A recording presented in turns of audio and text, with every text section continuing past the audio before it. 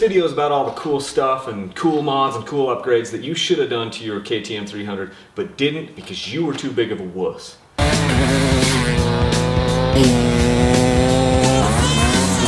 This video is going to be so cool, I've actually worn sunglasses, and that's going to make it even that much more cool.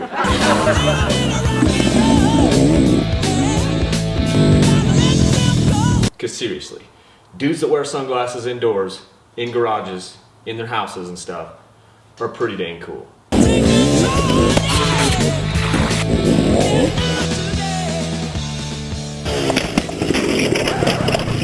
What's this video about? This video is kind of a culmination of a lot of thoughts that I've had. People have been asking me, how do you set up your bike? What have you done to your bike when you get it to make it run good? What mods have you done to your bike? And those types of things. So I'm going to offer a few suggestions to you. I'm going to show you some of the things that I've done to my bike, some of the things that I really like and really love.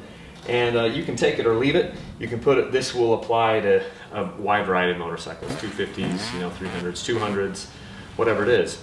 We're mostly going to be talking about two-stroke stuff today, but some of the stuff we'll talk about will actually apply to your four-stroke things. And just overall, you know, general principles of mods that you can do to make these things scream, and they do. So stick around. This little thing right here is your carburetor.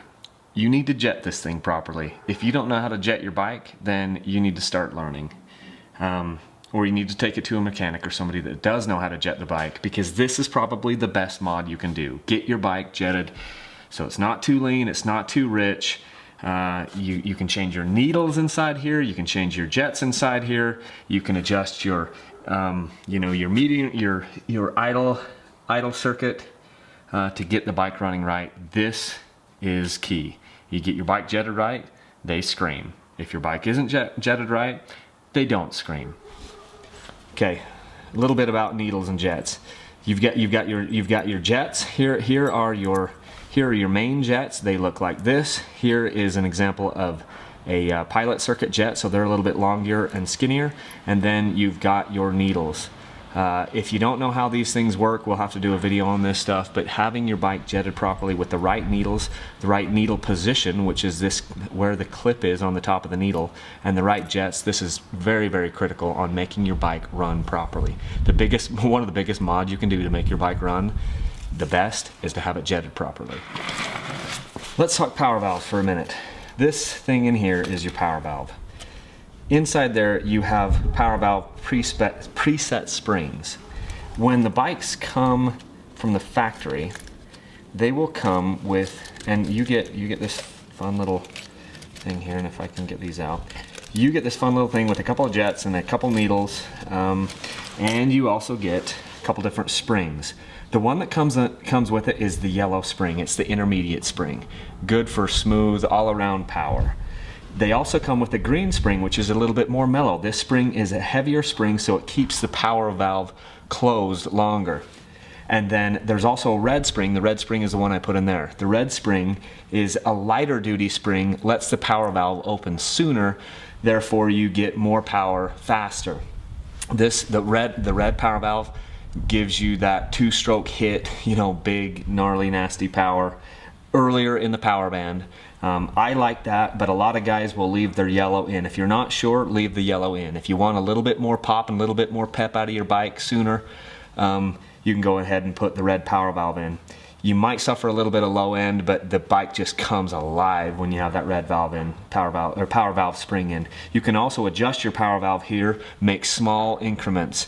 As you tighten it down, you're giving more pressure on that spring, therefore keeping the power valve closed longer because you're putting more pressure on it. As you back that out, you're making lighter weight on the spring to let the power valve come open sooner. So just that's something to think about. One of the things that I did here is I put on a tubeless system. The tubeless system turns your tube type tire into a tubeless tire, and it's pretty stinking awesome. Basically, you end up having to drill out your rim just a little bit, and you install an inner liner around this thing. The inner liner is something that you will inflate to between 100 and 110 psi. That keeps the sidewall standing up straight, and it seals the whole system. That means that now you can run the actual tire down to 5 pounds, 2 pounds, whatever you want. On the front, I've been running between 8 and 10, and you get that way, no more pinch flats. Pinch flats are a thing of the past. Tubeless is awesome, gives you more traction. Obviously we're looking at the front tire, but the tubeless system gives you a lot more traction in the rear and a lot more feel on the front. So that's one awesome mod. It's about 90 bucks a tire. It's well worth it.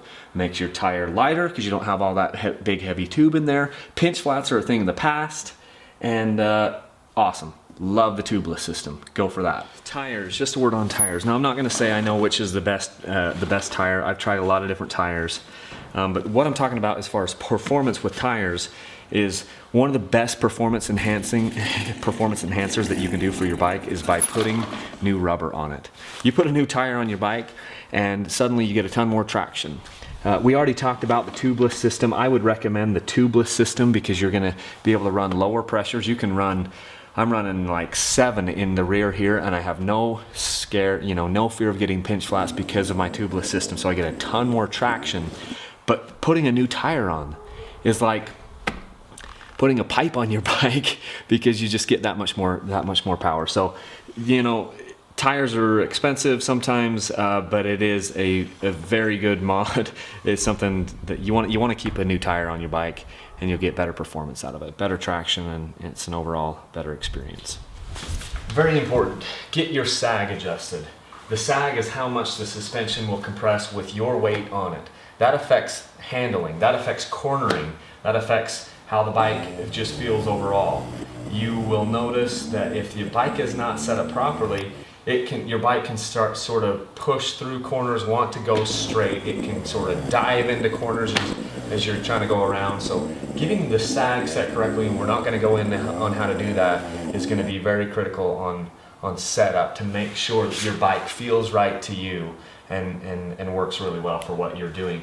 It's basically you're going to be working your rear shock here to set your sag. You're going to be taking measurements. There's a few different methods you could do. Talk to somebody that knows how to do it, and get the sag adjusted. That's going to help a ton with your handling. This is a steering dampener or a steering stabilizer. This brand, this is a Scott steering stabilizer. These things are not cheap, but if you're going to do off-road riding, enduro style riding, this might be a very good investment for you. Just helps to kind of even out some of those bumps and make it so that you don't deflect quite so badly. They're completely adjustable. You can adjust these things in a number of different parameters. This one is a sub-mounted system. It's a little bit more because I had to change the way that my handlebars mount, but I do like that because with this, this was a BRP, Billet Racing Products, sub-mounted steering stabilizer system. With this system, it means that my handlebars move up about 1 inch, which helps me. I'm 6 feet tall and mostly leg, and this just helps me to feel a little bit more comfortable in the bike. With it sub-mounted, that raised my handlebars up a little bit. But the steering stabilizer is something that I would highly recommend.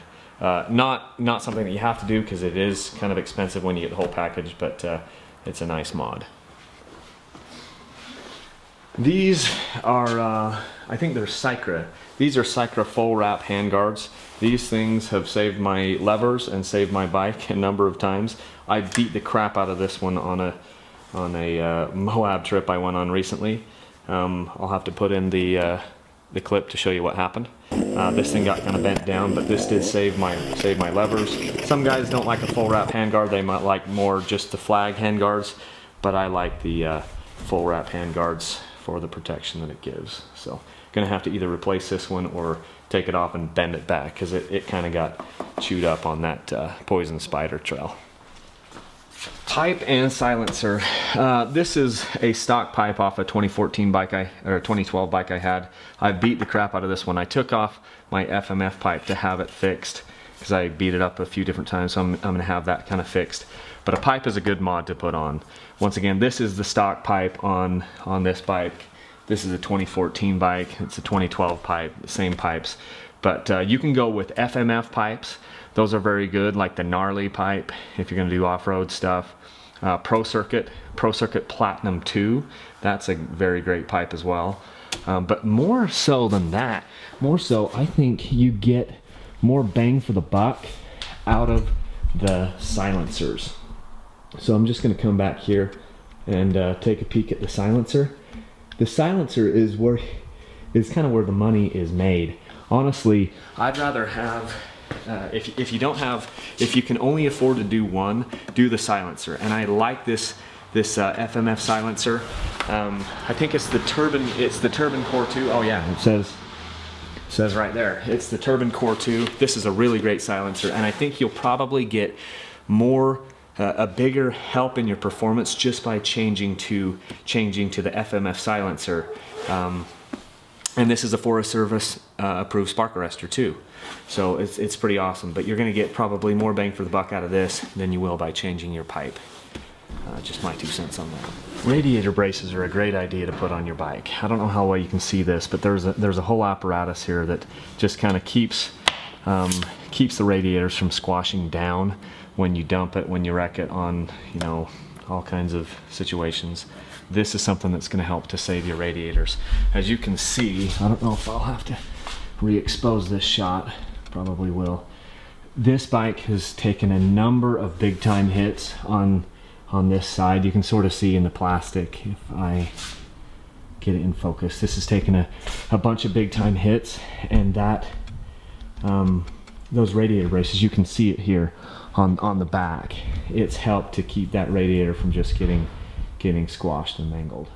Skid plate, get one. They come, you can get them in aluminum, you can get them in plastic. It's gonna be hard to see under here maybe, but skid plate saves your frame, saves a lot of different things.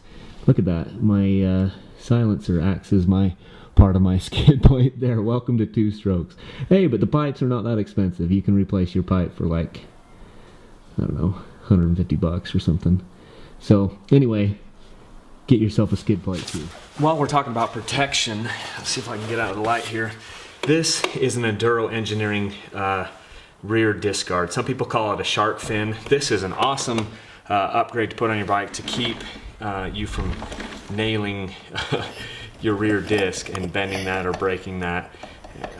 These things are just crazy. It's funny, I didn't ever think that I was coming that close to rocks, but then I put this on my bike and this thing is kind of beat up, and it shows that I am pounding through rocks. So that just gives you a little bit extra protection. You can't really hurt your rear disc when you've got that on, so I recommend putting one of those on. Not totally necessary, but it sure is fun, is this S3 head. I got this one from Slavens, and it's a high compression head.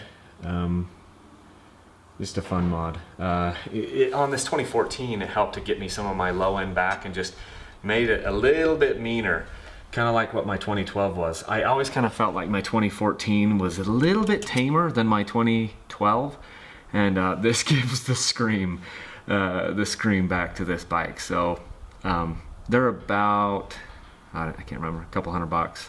Kind of a fun mod. Tusk makes these aftermarket foot pegs that are pretty gnarly. It's a little bit wider of a platform, but then these spikes really help to give you a lot of traction on your boots, and they're really beefy and heavy duty. I don't know how well you can see how well this is showing up in the video. Not really that well, but I have put a hurt on these things, and they just keep going. Anyway, I like the wider platform. I like the way that these clean out better when you get them muddy, and that's a pretty fun mod to over your stock pegs. This one, I'm going to go out there a little bit on a limb and just say a headlight can be a good mod. Not everybody likes headlights, and some people think it makes your bike look less cool. The 2014 300 XCWs came with these, so I just left it on. But it does mean that I can ride at night, and it does also mean if I put this on, if I'm on tight single track trails, you can turn your light on, and that helps people see you coming, even in the daytime. This means you have a little bit more reaction time. The other guys might see you a little bit faster, and it might avoid a head-on collision. So take it for what it's worth. I'm leaving this on because that means my rides can go later. I don't know how many times I have been caught kind of chasing the sun, trying to race the sun, because the sun's gone down and I'm trying to get back to camp or get back to my house or whatever, and do it while I can still see. Don't know if you can tell, but it's getting dark. and I'm a long way from the truck. So this has been kind of a nice thing that I didn't know I would like as much as I have. So something to think about. There's a whole bunch of aftermarket headlights that you can get that are brighter than these, but just something to think about. Just another little suggestion, a little trick that you can do, and you probably can't see it on this video. Imagine I don't have this sub-mounted handlebar mount. I just have my normal handlebar clamps that go to my triple clamp. You can actually, if you feel like you're a little bit cramped in your bike, you can, on these KTMs and some of the other bikes, you can pull off your bars, pull off the top clamps, and move those clamps forward on the triple clamps. It will raise the bars just a little bit, but move them a little bit further forward, and that will give you a little bit more room on your bike, which can help it as you're standing up on the pegs. You just feel it feels a little bit more roomy. So you might want to do that on your bike if you're tall like me. Anybody 6 foot and up, it's probably going to feel a little bit more comfortable for you if you do that. Well, that's about it, guys. I mean, obviously there's a ton of stuff that you can do to your bike, and this is just kind of a smattering of ideas and a few different things that I've done on my bike. The important thing is to find something that you like. Find a bike that you like, find something that works for you, and then you can slowly start to add a few mods to it and make things a little bit better for you, to fit your riding style a little bit better. So go ahead and please like, subscribe, and let me know what your thoughts are. Let me know what other videos you'd like or what other topics you'd like me to cover in the future, and we'll see if we can't accommodate some of those. So thanks for watching, guys.